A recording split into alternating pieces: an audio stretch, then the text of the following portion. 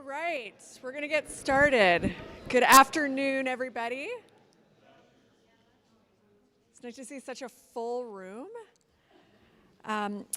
Welcome to the College of Architecture and Design at Lawrence Technological University, and to those joining online through our YouTube channel. Before I continue, please silence your phones and close your laptops. Thank you very much. And an important reminder for our freshman students here, this lecture is included in the newly launched University Experience and Engagement Passport program. To get a digital stamp at the front of the room or at the pizza table in the back, I believe, there's the QR code where you can fill out your form. I'm Lillian Crum. I'm the interim dean for the College of Architecture and Design.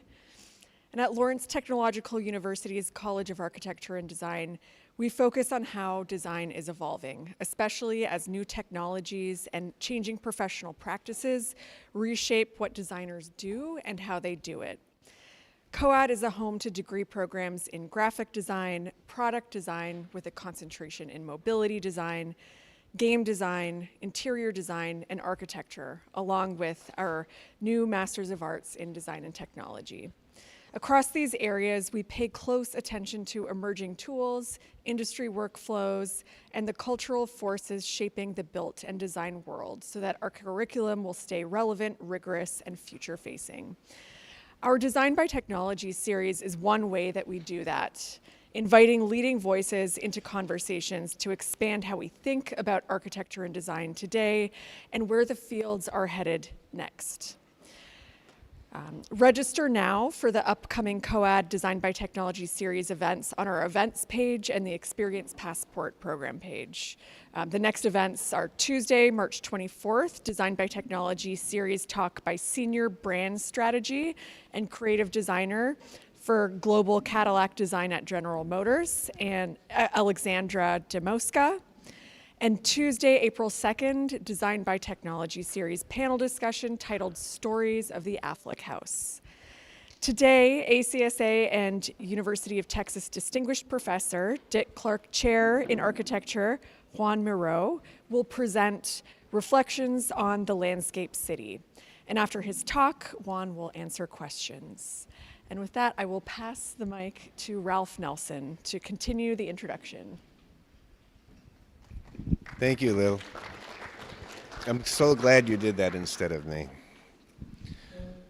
Welcome, everyone. So I was going to do read the bio for Juan Miró, but I think it's available online for everyone, and I would maybe mess it up. So I'll try to tell a story backwards, starting with Juan Miró and Rosa Rivera are here today, two of the most fantastic people I know on earth, and I'm so glad they were able to join us here today.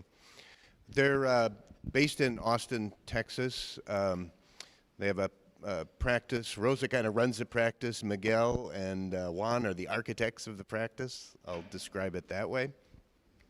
But they do fantastic work, and they're really one of the most brilliant architecture firms in Texas, but I think they've really focused their work in and around Austin, and so I think the topic that he'll be discussing today is also related to their deep love of the place that they've been living for a number of years.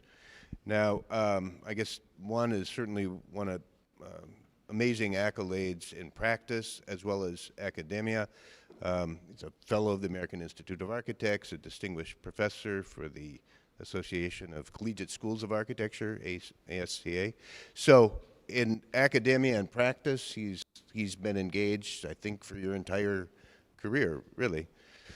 How did they get to Austin? Well, it's kind of interesting, I think, that Juan Miró was working for an architect named Charles Gwathmey, actually Gwathmey Siegel. And Gwathmey Siegel actually designed and had constructed this building that we're in right now back in 1980, back in the 1900s. That was even before Juan was there, right? But they ended up in Austin because Juan was assigned to be the project architect on site in Austin, Texas for I guess I'll call it a house, but it was really more like a campus for Michael Dell. You've heard of Dell Computers, right? So he was on site, I think, for 3 years there. Pretty amazing. And he transitioned, I guess, to being a full-time academic at the University of Texas, Austin, where it's a distinguished chair. But prior to that, prior to being in Austin, they were in New York City. And I first met Rosa before Juan and Rosa were together in New York City, back when we were all of your ages, like 19, 20, 21, whatever. We were in our, it was in the 1900s, and we were as young as you all are now. And I just remember a kind of instant connection with them in New York City. But the reason he was in New York City and actually working for Gwathmey Siegel, Charles Gwathmey, is because he and I were in graduate school together. And we were up in New Haven, Connecticut, where Juan and I had studied at a place called Yale, although in Spanish we call it jail. And so he had come to jail for 2 years on a Fulbright scholarship, right? Having left his native Spain. And he was in, I guess you were born in Barcelona, comes from a family of architects. And you went to school in Madrid, and actually, I guess, I'm going to call it the Madrid Technological University. So instead of LTU, he went to MTU, but we were just talking about that this morning and how important it is to have a technological perspective when you engage architecture.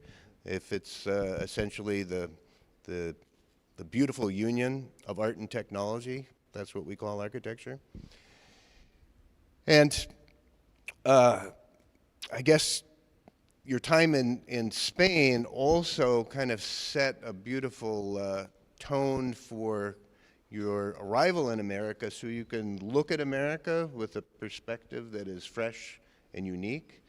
And I think your talk today, the subject matter of the talk and also of the exhibition, addresses a fresh, simple, and beautiful perspective on what America is and where it can be going, especially in the location of Austin, Texas. So I'm really looking forward to your talk, and we'll have a little conversation afterwards, open it up to questions from the audience and I guess online as well. Reflections on the Landscape City is the title of your talk today. Please welcome Juan Miró.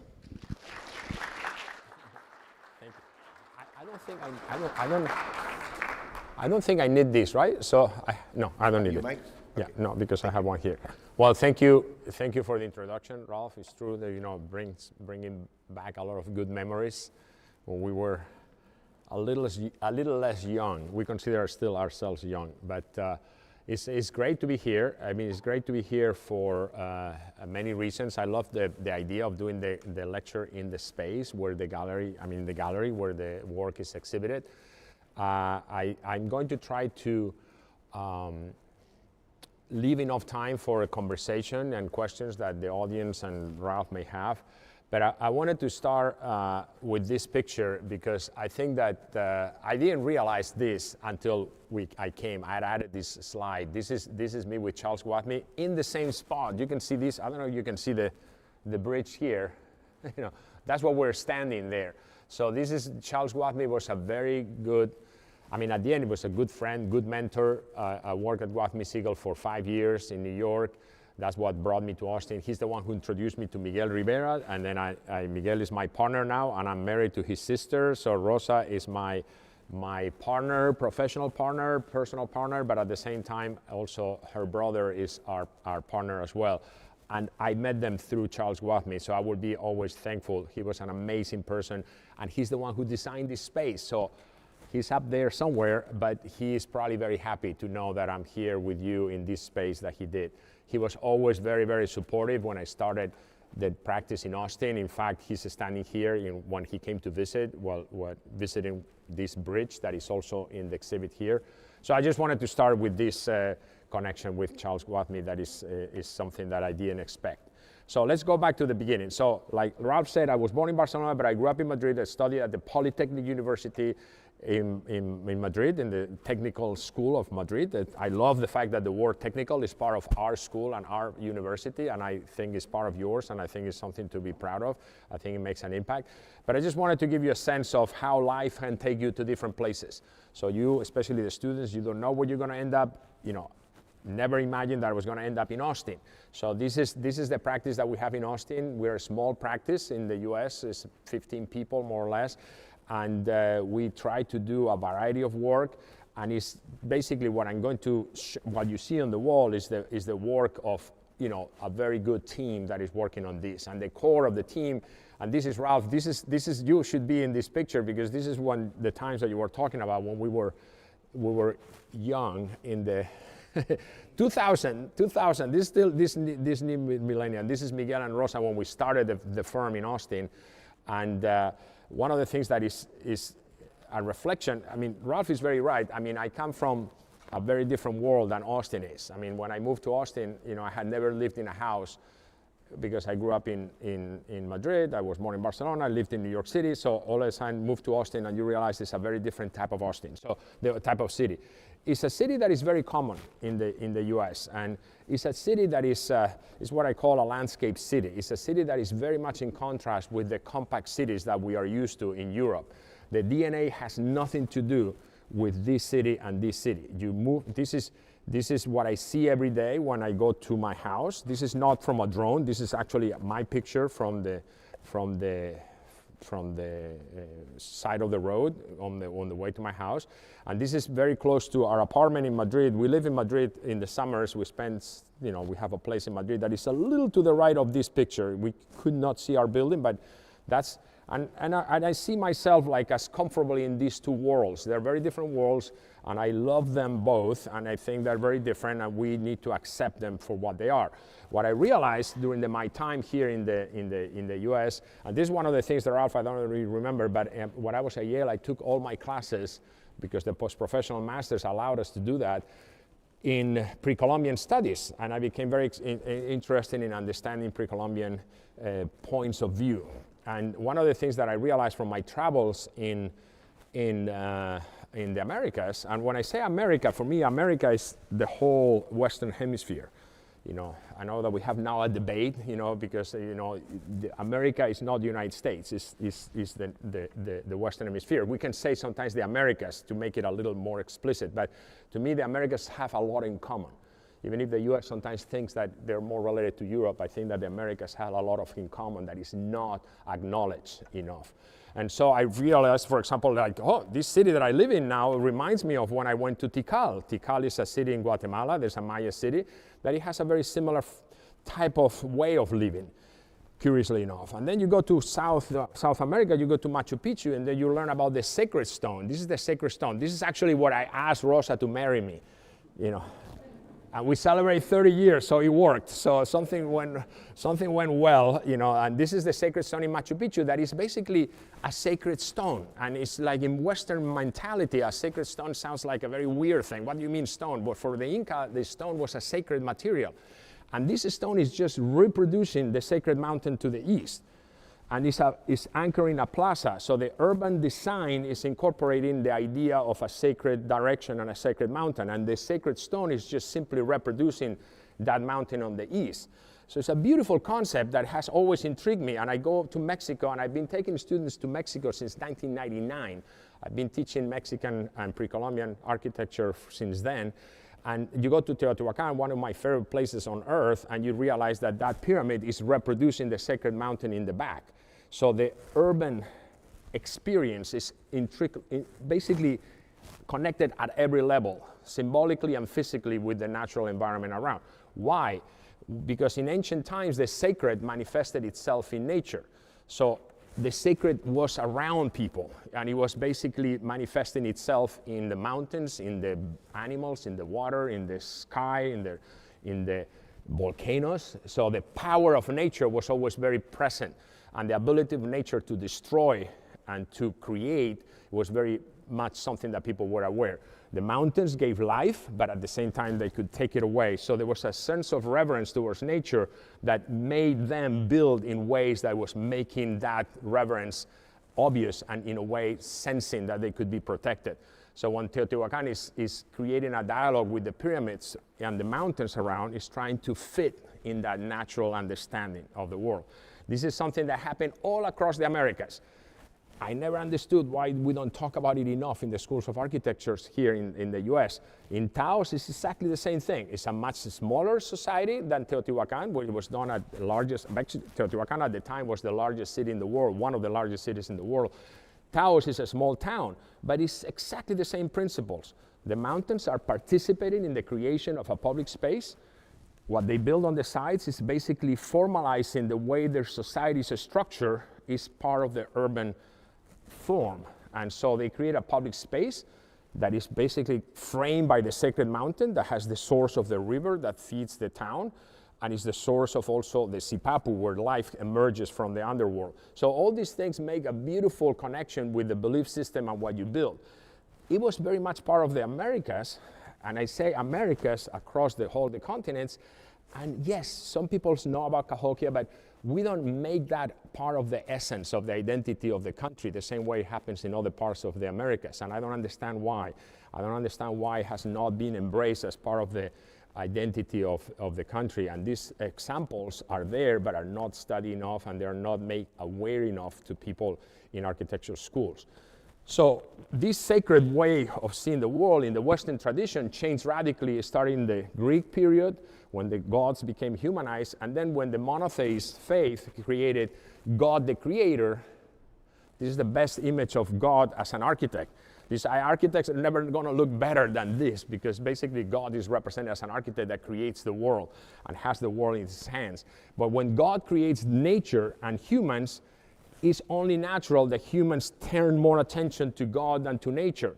And so the sense of seeing itself integrated in nature is something that disappeared, and it became more obvious, the connection with the God, the Creator. So that changed radically the way we think about, and this could be a lecture in itself, but I'm going to just go pretty quickly in terms of how it affected the canon of what we consider the expectation of what humans create. So when you think about arts, the Greek found perfection in the human body.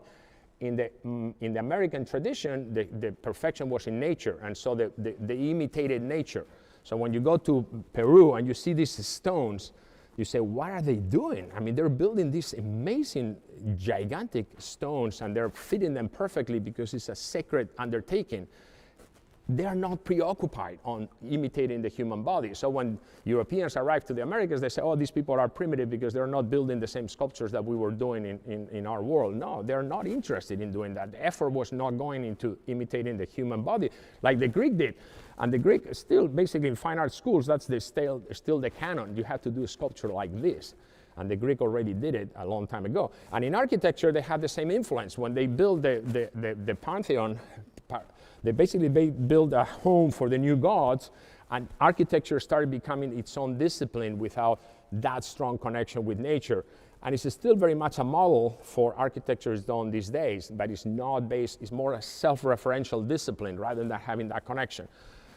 Well, at the same time, we have in the America, this tradition of connecting with nature has been embraced, and basically the main reason behind the almost single-handedly organic architecture that Frank Lloyd Wright created, right? So when you think about Frank Lloyd Wright, he was advocating precisely for that reconnection with nature. And he was talking about why are we not connecting with nature? Why are we imitating these buildings from Europe that are not related to our land? So he was trying to advocate for some of the same things, obviously with a very different belief system than these pre-Columbian traditions, but it was very much about that connection with nature. So this is something that has happened in the Americas with buildings like Frank Lloyd Wright's Falling Water, Thorncroft Chapel. There's another example, Faye Jones was a disciple of Frank Lloyd Wright. This building acquires its value because of the relationship with its place. It's not by itself what is valuable about it, is the dialogue that it has with this beautiful setting in the forests of Arkansas. The same thing happened in Mexico. When you see Barragan's work in the Pedregal, this happens to be a very different landscape. The volcanic landscape of the Valley of Mexico is the dialogue with nature that makes this building so powerful and so beautiful. And it's the embracing the beauty of that natural setting that it was considered a barren landscape. He saw beauty in that landscape, and he said, we're going to do something here. Niemeyer did the same thing in Brazil. These are modernist architects that were doing modern architecture, but they were saying it's not just like what we are learning from Europe. This is a different way of taking that modern architecture. Frank Lloyd Wright called it organic architecture. Niemeyer basically was relating to the exuberance of the landscape of Brazil. We see our work in that tradition. When you think about some of the buildings that you have on the walls here, this is, for example, one, and it's not just in Austin. This happens to be in Dallas. This house is in the middle of Dallas. This photo is very strategically taken so you don't see all the houses around, but this is basically in the middle of Dallas, and it's basically trying to connect with that tradition of building in nature. That's where the landscape city concept that I told you about, that I mentioned it, that it's a different type of city that has nothing to do with the cities in Europe. And we need to just stop thinking that our cities are going to become like the European cities. They don't have the same DNA. They should not be the same, and they should operate in different ways, and they should be valuable for what they are and how they can be different. And so this is an image of Austin for the exhibit in other places. This is the house, the vertical house. I'm going to show you a little bit of the work that is related to how these places are set in. So this is one of the images from the book. We have a monograph that we're going to send to the school that has a lot of technical drawings that tell the story of how this building is built. So for example, you look at this image, you can see how that corner can be done floating. So well, it is because we have those steel columns that are providing a screen for the west and east exposure, but they're also providing the support. So we made these drawings. Ralph, this is one of the drawings that I was telling you that we did in the book, specifically to try to tell the story of how we were able to generate that image that you see. So like you have said before, Ralph, the technical ability to make that happen is the only way that we were able to do this building. So it's very important not to forget that we are architects trained to understand how construction happens. I'm not going to dwell too much in this lecture because I'm going to keep track on the landscape concept. But it's very important for me to remind you of that. So we control the technical side because it's super important. But you can see that this house is an example of that desire to live in nature. So that desire to live in nature is something that is a dream of Arcadia. Arcadia is this mythological place in the Greek mythology that people have said the Americas provided an opportunity for that dream of living in nature. So when the Europeans arrived to the Americas, they said, wow, this is a place where we can have that integration with nature that it was not possible in their cities. And so this is something that has been called a dream of Arcadia. These paintings try to capture that sense of occupation. You see that classical building in the middle of nature instead of in the middle of a city. So that's the title of our book. This is based on an essay, a lead essay in the book. The author is a very prominent architect in Spain that wrote an essay called Building a New Arcadia. That's what he was referring to. So when we think about these cities, and I mentioned Tikal before, this is what interesting. This is Tikal in the 7th century. This is a Maya city that had the same density that Austin has now. It was spread out into the landscape, and it was adapted to the topography. And where water was a problem, they will build outside. And then agriculture happened within the city. This is as radically different as the cities that the Europeans knew as it gets. Look at how Madrid was in the 19th century. It was the typical essence of a compact city. People were inside walls. Nature didn't happen in the city. There was a clear boundary, and the city was outside those boundaries.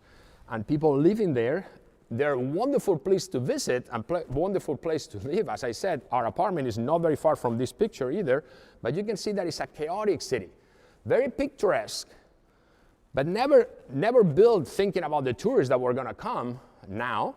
And we love to go to these places, but you can see even that plaza is an attempt to bring some order in a very chaotic city. The cities that were built in the Americas had an opportunity to build from order from scratch. So the concept of the colonial city in Latin America is based on the grid and a plaza, and the plaza and the grid expanding everywhere. So it's something that is extremely simple, but it led to a lot of thousands of cities. Probably there's never been so many cities founded in the history of mankind as the the ones that the Spaniards built in Latin America. You can see this one in Valladolid, Yucatan. You can see that concept. At the heart of the city, there's a plaza, and then there's the grid, and you can see the greenery allowing for that greenery to go inside. This happened as well in North America. It happened in different ways, but the notion of, for example, I don't know much about Detroit, but I know that it had also this expansion, right? You go mile 6, mile 8, mile 10, mile 12, you can keep going, right? The notion that it's open. And when you look at this image, I found this image in the internet, I said, this could be a picture of Austin on the left, looking at it from far away, and it's just like an urban forest. And the notion that that's the way the city has been since the beginning. This is a very different thing because we keep thinking about, oh, it's the automobile. No, Austin was created with this kind of DNA before cars were available. So when you look at the map of Austin from 1839, when it was founded, this is a picture of 1873, it's basically the essence of the same thing. It's a grid that can propagate into the landscape forever. It's an open city, as opposed to those European cities that were enclosed cities for defense purposes. I forgot to say it, the purpose, people lived in walls because they were afraid what was happening outside. So, and this happened in the European cities until the 19th century. Vienna didn't lose its walls until 1850 something. So it is a very different thing. So when you think about Austin, and again, this applies to almost most American cities. You see this grid and you see very close, you get closer and you can see buildings in the grid. And when you plant trees there, all of a sudden, you create a city that is a very attractive place because you have these beautiful trees with people creating an urban forest as the city grows. So Austin has been like that. It's a forest, but it's a forest that has been created with the city. So it's a wonderful place to live under the trees. You can see this is a house, my brother-in-law's house. It's an oldest part of town. This is the oldest part of Austin. So you still have to comply with the 45% maximum impervious cover. So that's a radical urban design concept that's different than European cities. In European cities, 98% of the center of the city is fully paved. Here, you have to allow water to go down to the aquifer. It's a radical way of thinking about urban design that is not related to buildings, it's related to trees and protecting trees. So trees are protected in Austin by the city. Even when you plant the tree in your own city, in your own lot, in your own property, and people think that that's not possible in Dallas. In Austin, you plant your tree, the tree grows beyond 19 inches, that tree you cannot cut anymore. It belongs to the city. So the trees are protected, and it's fantastic to be above the trees, to be below the trees. This image is a house, I don't know if we have it in the exhibit, and you can see here that when you look at this image and you look at it from far away, people say, is that a park? No, that's full of houses, people living there. So you're looking over this, and you are, in the book, we included a lot of drawings that show that that house is full of other houses around. You just don't see them because of the trees. But it's, you know that sometimes architects, we're obsessed in making sure that our picture doesn't show anything around. We wanted the book to tell the story that this house that appears to be floating in a big property is sandwiched there in between a lot of properties, but it is part of this concept of the trees. So the trees and the water that feeds all this kind of region is very essential to the way we think about cities. So the way we relate to nature in this case is very similar to the way the people in Tikal were building that city. They were reacting to what water wants to do. Water can give life, but they can destroy it. So you have to be very careful. So when you look from high up, and this is what we did for the book, I got on a plane with Ivan Ban and we started, he took the pictures, I was taking my own, but he's the one who took very beautiful pictures to show this concept of how the city has been engaged with nature, and you see it very well from the air. And this engagement takes many different aspects. You have to protect life that is happening in the city. So this is the aquifer that feeds a lot of the springs that come out along the fault line that goes from Dallas all the way to San Antonio. So you see Austin and San Antonio are part of the same line, and this aquifer has to be protected because the water that goes under, the pollution that goes under is polluting the water that is going to come out in the springs. So these places this is in the middle of Austin. This is a photograph from a few years ago. This is a more recent photograph. Is, for example, a place where this little salamander is basically the only place where this creature lives. And this spring has to be protected from all the pollution that can contaminate the water. That's part of the urban design strategy in a city, in a landscape city. You need to protect the water. You need to protect the water, and you need to protect yourself from the water, because the flooding is also another big problem. So when you think about the flows of water and how the city reacts to it, this is a very important moment.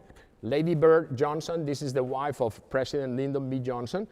She was very involved in promoting this idea of saying, why don't we create a dam system? And there was a dam system that was associated with Austin that is constant water, constant level, and it creates a wonderful place to be. So there's public spaces, but there are also private spaces. This is, for example, a house that we built there that I think is also here in the exhibit. So you can see that the idea of the house is trying to connect with that environment. So these trees existed there, so we are protecting the trees. These are pecans, sometimes there are live oaks, sometimes there are other trees, but the idea is that the architecture is responding to a particular place, and how that particular place is generating a wonderful opportunity to engage with the water, with the trees.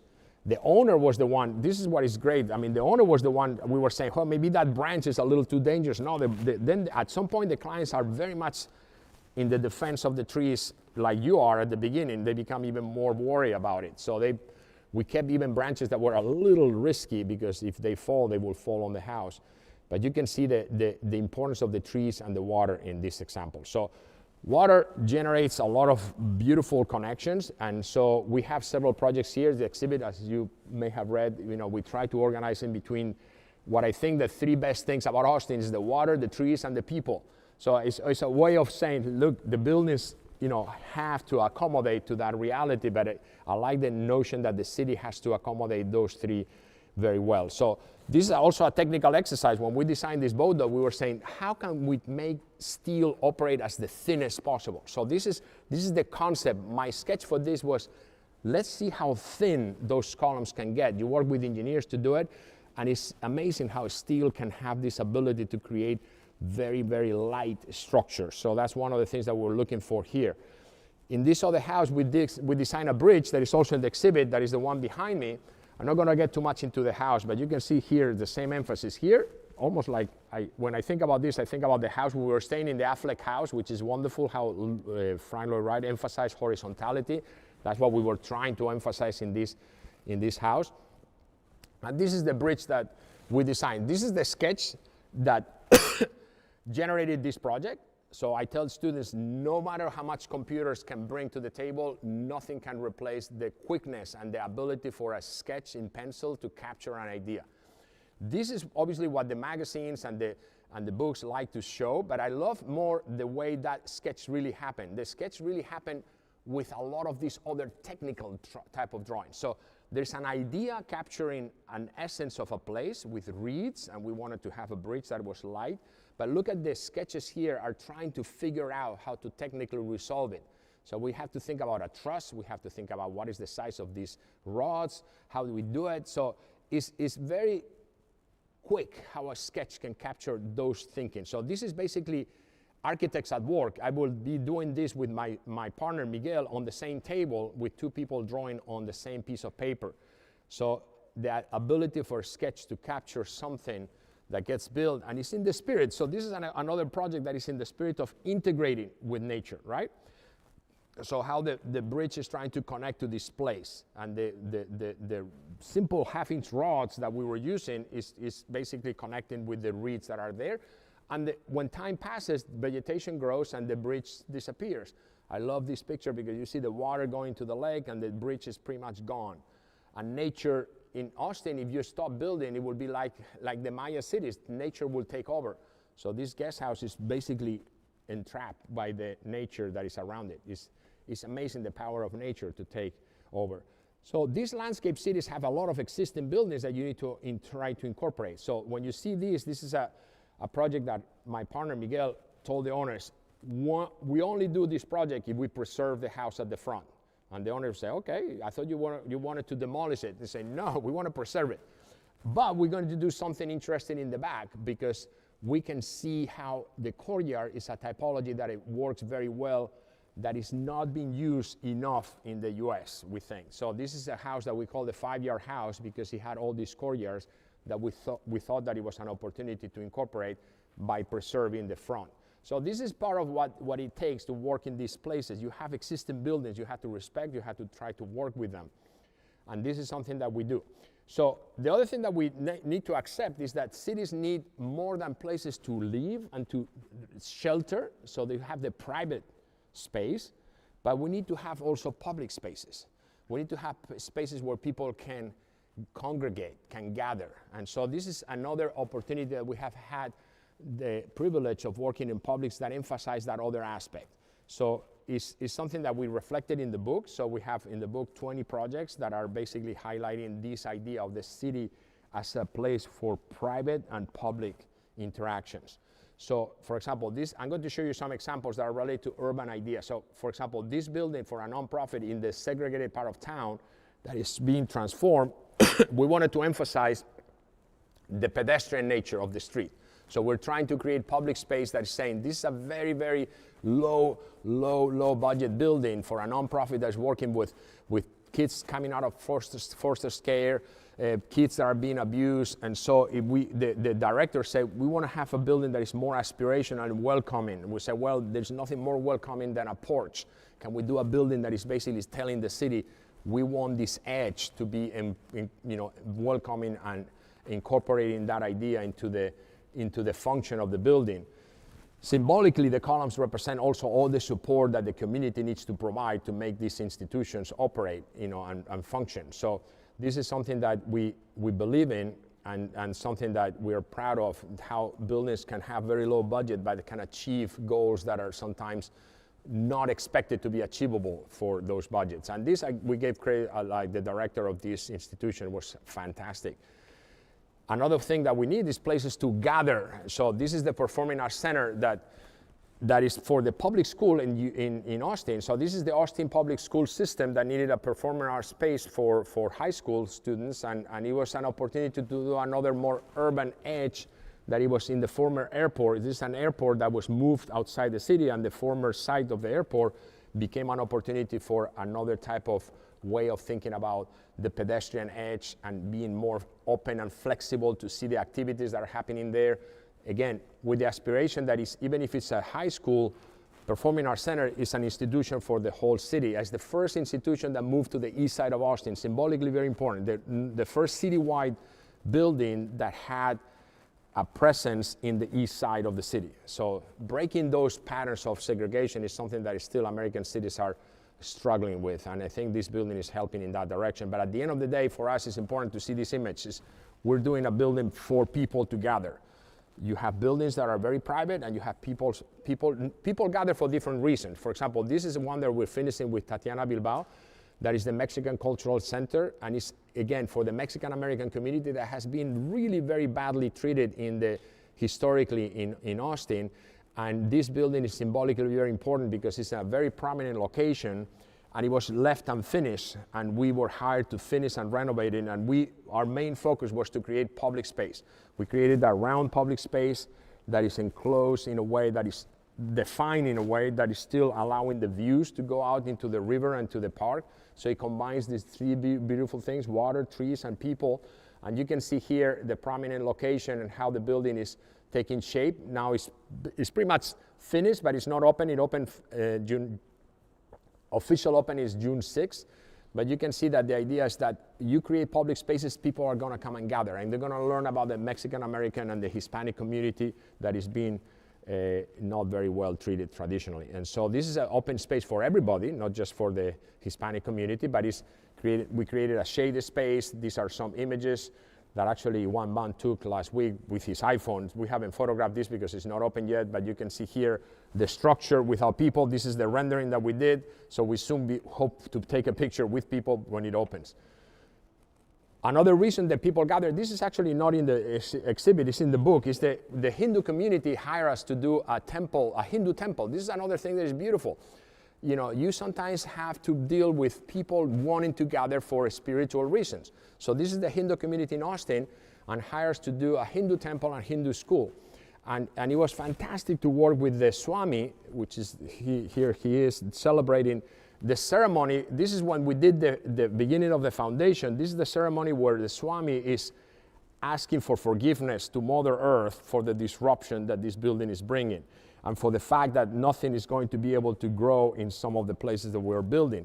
So these 3 places where this ceremony is taking place is where the 3 main idols are going to be in the altar. Fantastic to learn about these things. This is what is good about being an architect. You need to adapt to all your clients, but we are, as an architect, providing a service, because someone needs something. We need to provide a service that takes care of their problems. Again, very low budget. We recreated the spirit of some of the traditional Hindu architecture with these thresholds that is basically created with very simple blocks of local limestone, and then there's a very beautiful opportunity for them to do the 67 positions of Shiva that are basically giving the ceremony of going around before the ceremony starts. So this is something that is also related to this idea of how the city needs places for people to gather. So the drawings, this is another drawing that is in the book that is trying to tell you how this was built. In the Hindu tradition, the most sacred place of a Hindu temple is always the highest point. So this is what we wanted to represent in the drawing, that the light's coming from there and is basically feeding natural light into the idols that are under that element that is the tallest. And we use very simple galvanized fencing system to do this stipple. And sometimes you need to be smart, because when the budget doesn't allow you, you have to work with what you can. But at the end of this is the picture that makes me happy, when you see people gathering there. Just you are creating a space for people to gather. And this is another reason that people gather in Austin.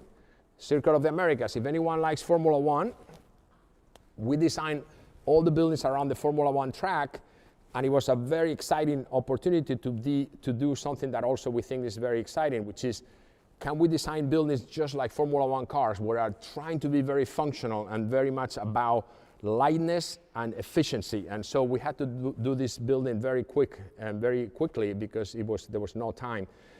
And then we created a tower, first tower in a Formula One track. We give credit to the owner. We say, hey, what about doing a tower? He said, that sounds like a good idea, let's do it. And we did a tower also, because it's very important to orient people. When you're in a very big space, it's very important to orient people. But the building at the end is the essence of people gather because they love racing, and they love sports, and they love concerts. We created a place for concerts. You can see here also how we modulated this in modules. So when you talk about the technical aspect, the key to win this commission is that we told the owner, you don't need a building, you need a system that allows you to build something over time. And when you don't know what budget you have and how many people you're gonna need to accommodate. So we created a module of 40 feet that is a kit of parts that it can be put together in a more efficient way. And that's how we were able to build these very, very long cantilevers. These are 40 feet cantilevers, allowing there are telescopic structures that can come out up to 40 feet and bend naturally. So you let steel do what it wants to do, it can do something nice because it can curve. So sometimes when projects happen fast, it's an advantage. I always say when clients have too much time, sometimes they can mess the project. So if it's going fast, sometimes it can be easier to get it right. And this is the public space. We saw an opportunity for this public space.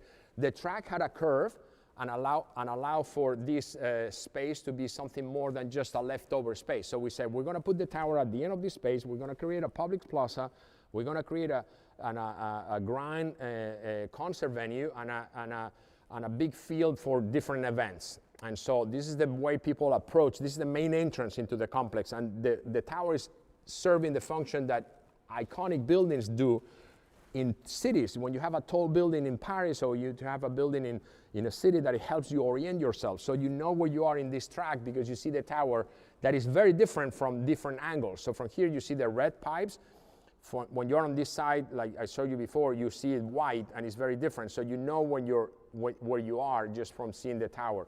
So the tower is an iconic element that the television loves to. It has become apparently the most Instagram place in Texas because it's very visible, worldwide because of the Formula One races. And this is what we also took advantage. Another reason to gather, Austin is famous for the live music, so we didn't have a very good venue for 15,000 people outside. We created this concert hall concerts all year round. So you're creating a facility that is not going to be used only for racing. So the tower serves as the backdrop of the stage. And obviously, the Formula One cars have seen it as an iconic background. And we did the same thing. In this case, we used this drawing in the book to tell how this got built, with all the information about the framing and the structure. Very light structure, very built with a lot of efficiency. The stairs are the framing of the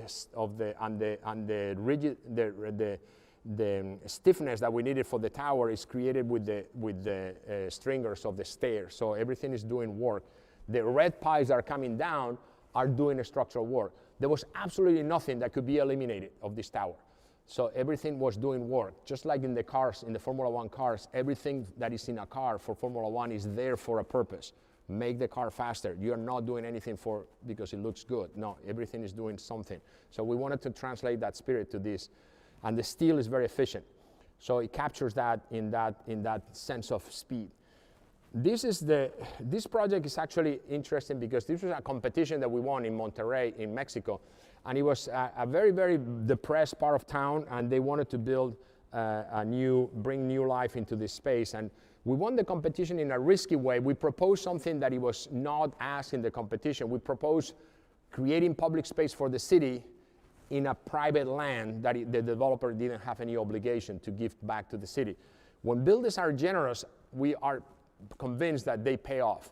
And the owner agreed. We won the competition. It got built. We created this public space in the corner of a very important intersection. When it was, basically this was all dilapidated former warehouse buildings. And we created this corner. This is before it was fully occupied. But you can see here that we created a screen to give that space back to the city as a place for people to hang out in the corner. We did a drawing for the book showing this from the urban design point of view. And then this is how we made sure that you need to go back and see if it's working the way you expected.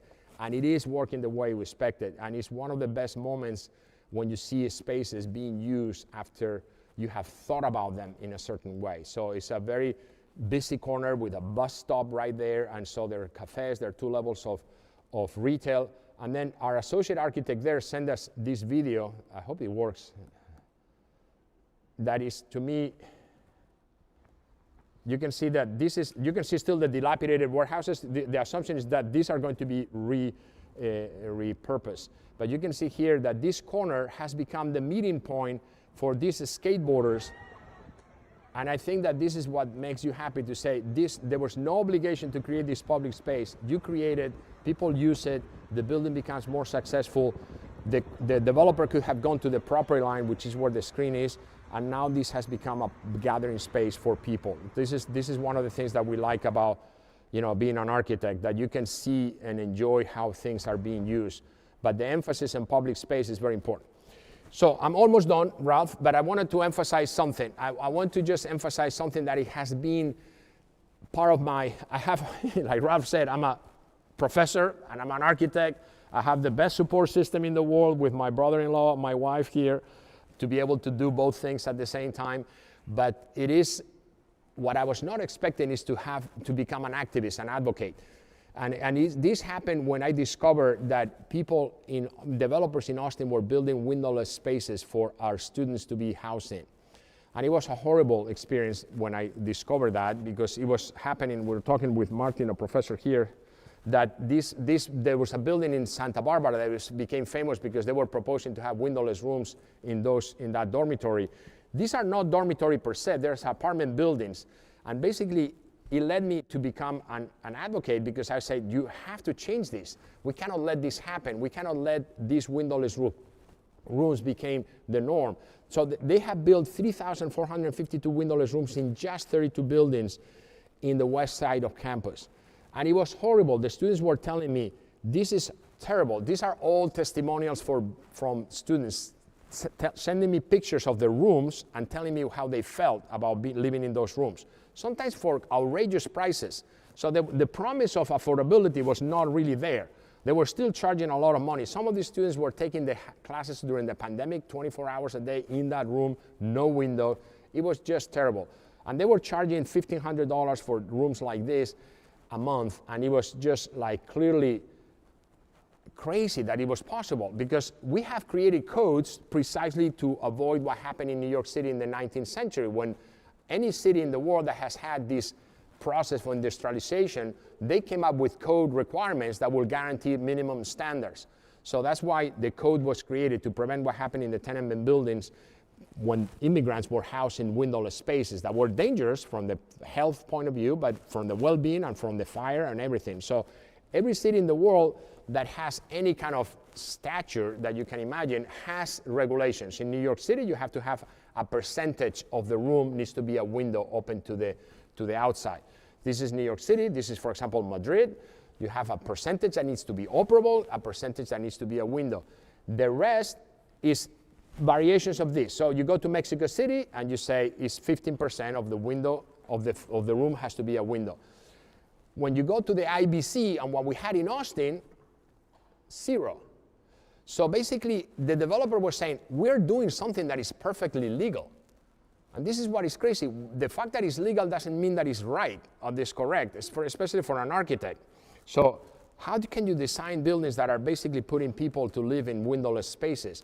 Well, if the code allows it, the assumption is that it's okay. Well, it's not okay. So we were able to change it. The city of Austin changed and amended the code. I'm in the middle now of a fight to try to change it at the national level, because if not, it's going to be the same problem in all the cities. All the cities are going to discover that they have this problem after they have built already thousands of these rooms. So I think that natural light should be a right. It should be not like an amenity. Now they're selling it as an amenity and asking for more money, and then basically saying, and I tell this, and I've written about this, and it's already being confirmed. In Austin, which are the students that are ending in those windowless rooms? The students with low income, the students that come with help for housing. So those are the ones that are basically put in the worst condition. So it's not a surprise. You know, those with more vulnerable profiles are going to be the ones ending there. So I just wanted to finish with this thought about how architects, sometimes they need to pick a battle. I would say we cannot fix everything. The AI is not helping at all in this process. So I'm trying to do this in a way that is basically a lot of work, because it's not being done as a team effort among architects. In fact, I have opposition from architects, you know, leading this cause.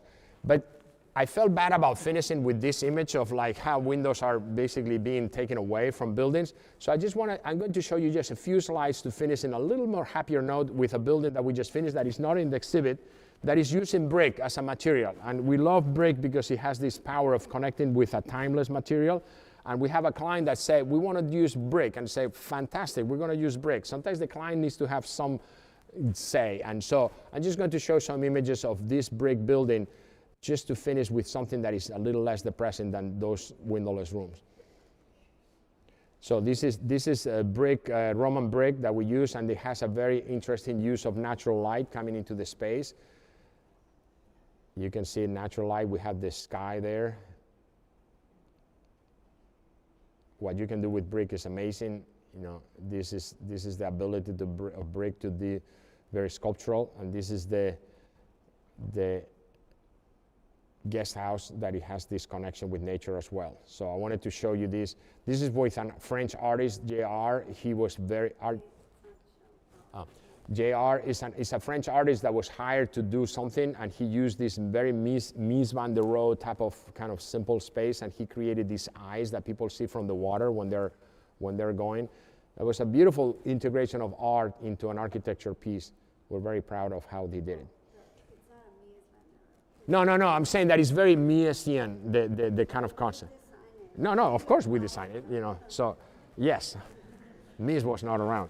But he was very good in understanding the purity of the idea, and basically rather than trying to fight it, he just used the slats of the screen. And the crazy thing is that when you move, the eyes disappear depending on the angle. I'm going to finish with that. Thank you very much, and I'll be happy to take questions. And I know I went a little past, but the introduction took time. That's fantastic. So, I guess I'm supposed to ask you some questions to generate a dialogue, but I have a couple of observations. Okay. One, I love the simplicity as well as the profundity of how you're approaching all of this. And I never really thought about it too much before today, but you really have been doing architecture that combines the European DNA with the American DNA and creating a new hybrid. So I don't know if you want to talk about like just that whole act of hybridization or. Yeah, I mean, I think some people, I mean, you're not the first one saying that we, you know, in our office, there's a little bit of that hybrid, you know, sensibility that is able, and at the end of the day, obviously, where you study, the way that you're getting an education in this school is going to become part of your DNA. For example, Miguel, and Rosa, their father was a contractor. So we own a lot of the technical and construction aspect because of the education that we had in Puerto Rico and in Spain. And we are surprised sometimes in American schools that there's very little emphasis on the technical side. So definitely that plays a role in the sense that we own also the structure. We love structures. And when we design a bridge of a tower, everything is structured. So if you give up that thinking about the structure to an engineer, you're losing, you know, a lot of ability to understand how a project is going to be what it is. So yes, I didn't show it. We have designed all the bridges. We love to design bridges because it's very essentially about the structure. So probably the sensibility that reflects more that combination is, in a way, when you come with fresh eyes, you can see the beauty and the opportunities maybe more when you're inside. So in a way, we see that. But at the same time, we bring our own way of doing things. So the hybridization, the hybrid aspect, I think is basically related to the essence of what you are and when you're educated and formed in a certain way and how you can incorporate that while letting other very specific new things be part of your new kind of combined effort. So I think that there is a little bit of that. So oh, absolutely.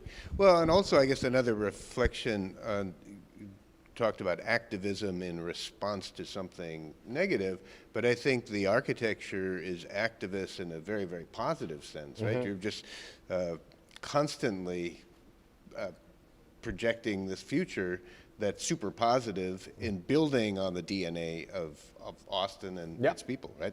Yeah, no, it's very important that I mean, obviously nothing is perfect. There's always things that can be improved, but you need to try to, in a way, distill. I always said, you know, Ross and I, as I said, we spend time in Madrid, we spend time in Austin. So if you want to be unhappy, you can always be wishing that you had all the things that you don't have, you know. So what we're trying to do is basically saying, we live in Austin in a different way that we live in Madrid, but we enjoy each place for what they are. So we like to project what are the good things that the essence of Austin can have and how can we protect them and how can we improve them, because there's always room for improvement.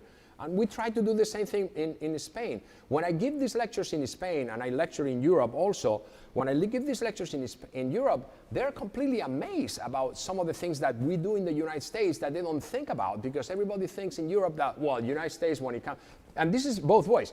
People in the US think, oh, European cities are better. And in the US, they say, oh yeah, America is just about the car. And when we told them, we protect the trees. What do you mean, in private properties? Yes, and we take care of the water. When I tell them we're working in a big housing project where we are responsible from the water that falls into that lot, and we need to treat the water before we discharge any water. In Europe, they look at me and say, wow, really? You know, in Madrid, you're building a building, the water is someone else's problem. You don't take care of any of the water in your building, in your lot. And so my sense is that there's always an opportunity to learn from another place and be curious, be open-minded, and try to understand what are the things that can make a place better by seeing what are the essential aspects of what makes that place special, rather than always trying to impose something else that you think that is more appropriate, but it may not be appropriate in the way that it was appropriate in this place when you try to this place. So it is true that in a way, we try to project and remind people in Austin what are the things that are good and what are the things that are connected to a culture, to a place, because there are forces that come from different angles that are not aware of those things, and they're going to undermine some of those beautiful things. Oh, that's an amazing summary. I love that. That's just beautiful. So I think we should, especially given the time, I'd like to turn it over to questions both from our audience here on campus and also the YouTube audience. Anyone here have a question? I can bring the mic over. Thank you. Well, thank you very much for coming here. And my question is, what difficulties or problems you had when you came over to the U.S. Other than Madrid, and how did you overcome them? So what are the? Tell me again. What are the problems? The difficulties in designing. Well, I mean, difficulties is first that I was starting from zero. I mean, like Ralph said, my father. Straight to jail, too. You know, 2 years in jail gave me a lot of strength. No, but it is. I mean, I'm an immigrant, like many people. So you know, I didn't immigrate because I was, you know, being persecuted in my country. Or so the people come to this country for many different reasons, you know. So, but you have, in a way, the same challenge, which is you're starting from scratch. So in Madrid, my father was a very well-known architect, so a lot of people were telling me, why in the world are you not coming back? I said, well, I came with a Fulbright, always understanding that I was gonna need to go back to Spain. I managed to convince the US government and the Spanish government to let me stay, and I stayed because I was working in New York and it was good. So the challenge is that you need to be very open-minded and being able to absorb the opportunities that come to you, because I didn't know anybody. When I landed at Yale, it was my first time in the US. I had never been to the US. So I landed at Yale and people were saying, what other schools did you visit? Right? So you're coming to Austin, right? So you visit, people will ask, what other schools are you visiting? In my case, they're asking, what other schools did you visit before you chose Yale? I say, I just landed in the US for the first time. I didn't visit any school. I just chose from the distance. So you have to take your opportunities. So you land, you know, in one place, you're gonna make connections. So this is, I tell this to students, make connections with your professors, your mentors, I mean, the fact that I had that picture with Guadmi, he was my professor at Yale. That's how I met him. So you never know who's gonna open the door for you. I had Michael Sorkin as a professor at Yale. He wrote the introduction to our book. He's the one who introduced me to writing. I had never thought about writing, and I remember Michael Sorkin when we were working on that project in the city in the border between Israel and Jordan. A project I'm still working on it, and he's the one who told me, you know, Juan, why don't you write instead of telling me this? And I say, what do you mean? So he was coming to my desk, and I was writing every time I had something written for him to read instead of me telling him. And I wrote, this guy opened the door for me for something that I never knew that I could do, and I had never thought about it. So you need to. And there are also practical challenges. I grew up in the metric system. You know, in Spain, you don't build with wood frame.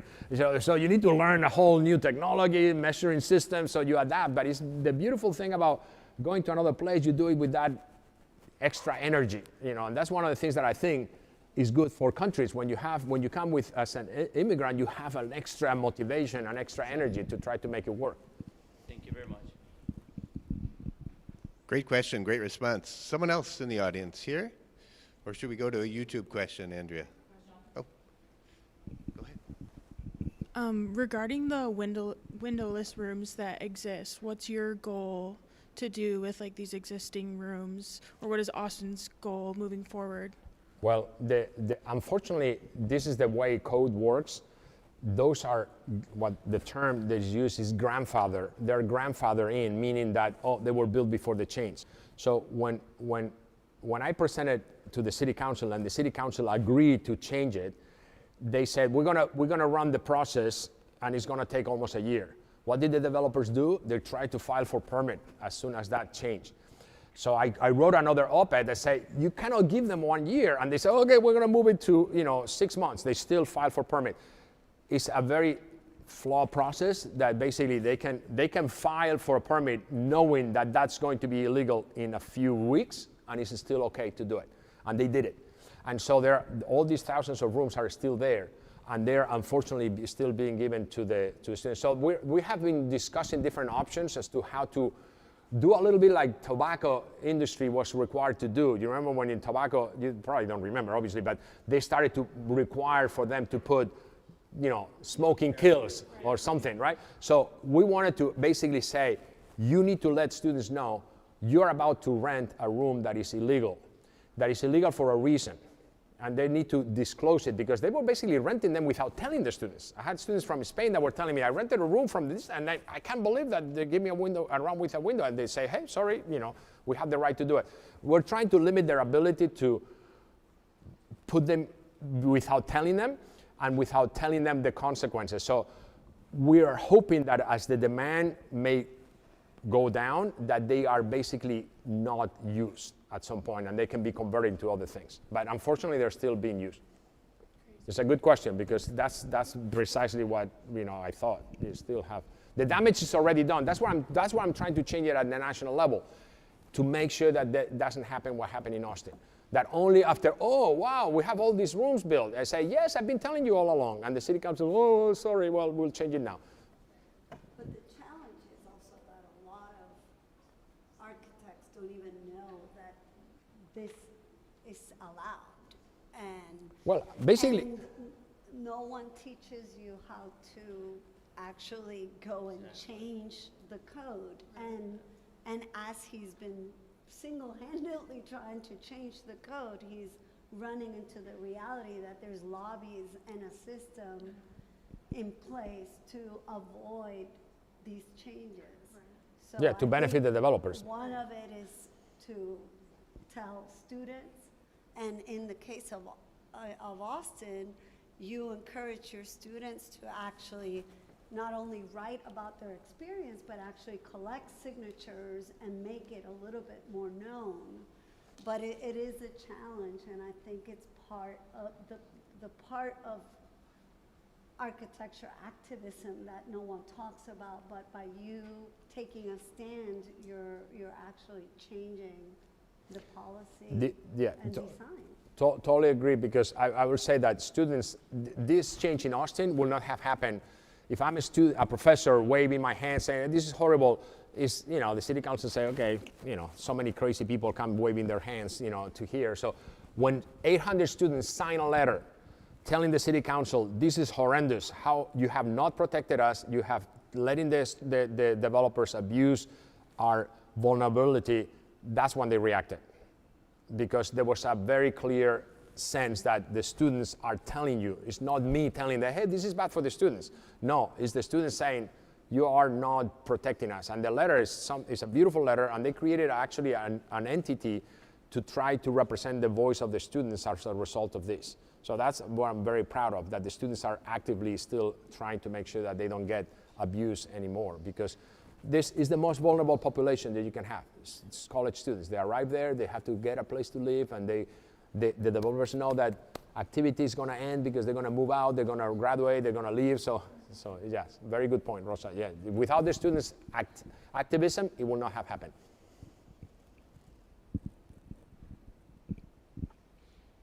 Other comments or questions in the audience?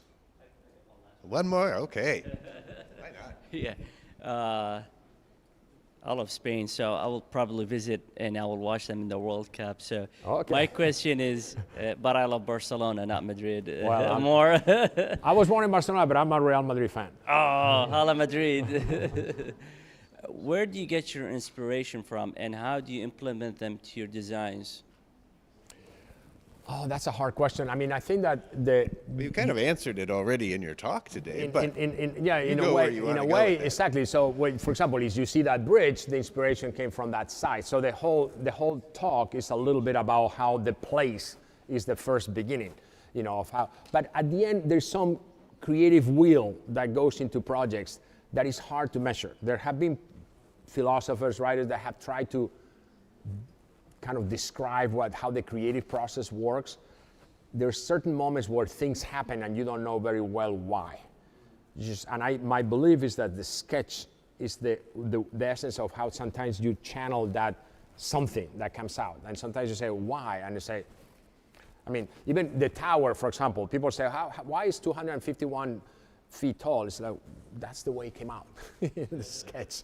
So it is, sometimes just things happen, but being alert, being curious about what's happening around you. So the project has circumstances. It could be the site, it could be the client, it could be, and the opportunities can be connected to things that you're absorbing from the circumstances of the project. So every time that you have a project, keep your ears open about the potential array of opportunities for inspiration to be connected to some of those circumstances, because you never know what's going to be. But also is nothing exists like here in studio.